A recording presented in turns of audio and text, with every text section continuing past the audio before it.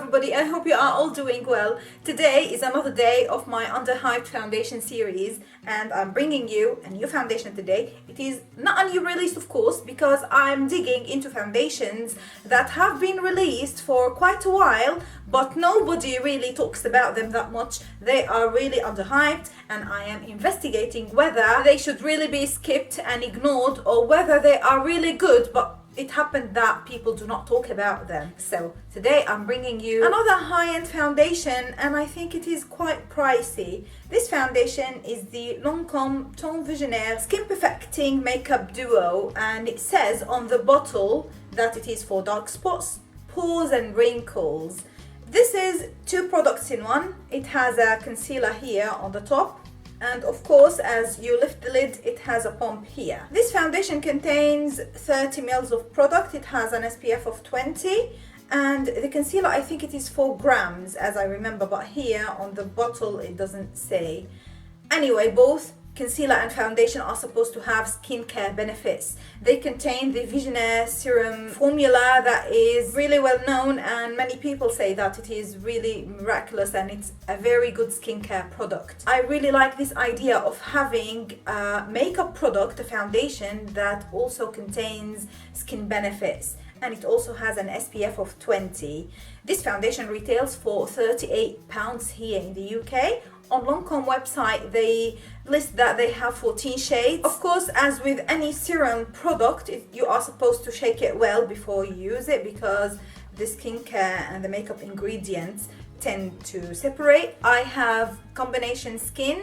I get some pores on my cheeks and on my nose. On my nose as well, I get some dry flakes that I buff with a tongue brush. Today it is doing well, so I didn't do that. I just used my moisturizer, the Elizabeth Arden Matte Moisture Lotion, which is an oil-free skincare. I've got the shade 035, which is called Golden Beige or Beige D'Or. And Lancome claims that this foundation is perfecting. It provides a natural finish to the face and the concealer as well could be used on the face and under the eyes because it has benefits that target dark spots and discoloration. So I think I'm now going to apply this foundation. I'm going to start with one pump and try to blend one half of my face with a beauty blender, another half with a brush, and we'll see how this goes.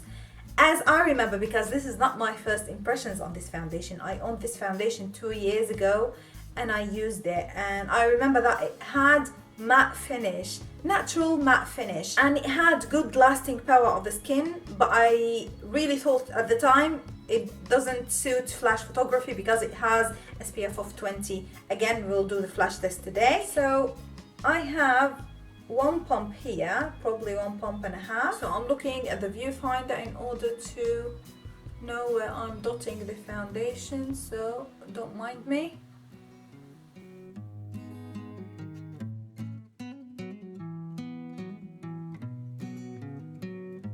I'm quite pleased with the color match. With a beauty blender, it is a highlight coverage, not highlight. How do I say it? It is not sheer coverage. It is light, but go into medium with a beauty sponge. And now I'm going to do the other side with the Real Techniques buffing brush.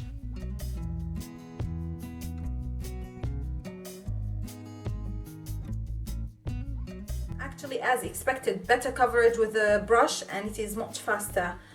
I usually do not wear lots of layers of foundation. On this side, the coverage is enough for me. For demonstration purpose, I'm going to build some on this side only. And the pump is really good because it lets you customize how much you want to pump out.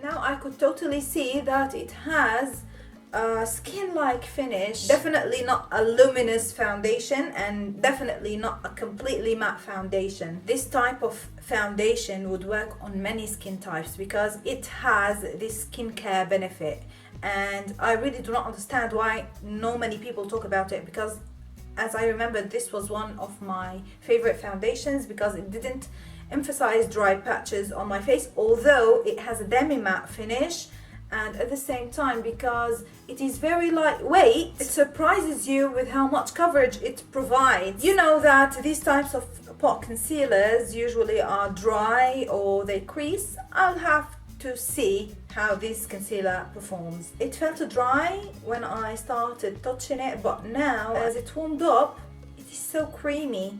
And I think the color match is pretty good. So under the eyes it's not going to be brightening, but yeah, we'll see. So I'm just tapping this concealer under my eyes with my finger, and I think this concealer has a decent medium coverage, because if you compare this side with this side, you'll definitely see that here I have more obvious dark circles, especially here on the inner corner.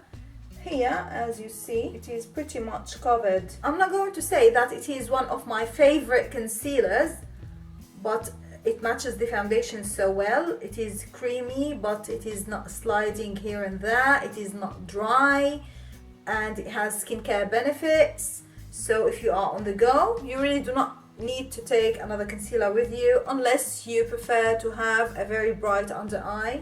And the concealer, by the way, is not scented, so this is good, because they did the calculation that people do not like their under eye products to smell like perfume. So good, Lancome. Today I'm also using a powder by Lancome. This is Poudre Universelle in the shade Translucent. It is slightly pink toned, which makes it so perfect under the eyes. And when you apply it with a damp beauty sponge, it gives you an airbrushed finish.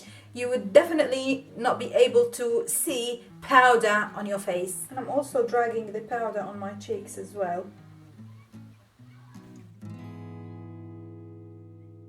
Alright, so now I'm just going to finish the rest of my makeup. I'm not going to apply bronzer, contour, these things. I'm just going to apply Kate Moss by Rimmel lipstick in the shade 08. And I'm also going to apply some blush. I'm going for a matte blush today.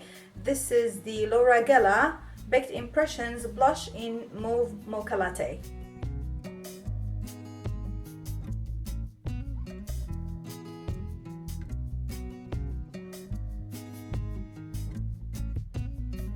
Actually, with the flash photo that I've just taken, there is not much flashback. I'm just going to show you how this is looking so far. I think my face and my neck look pretty similar in shade and color, considering that I didn't use any bronzer.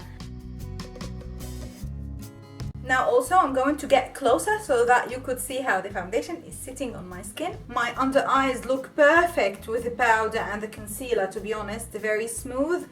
As I smile like that, I only get the expression lines that I get when I smile naturally.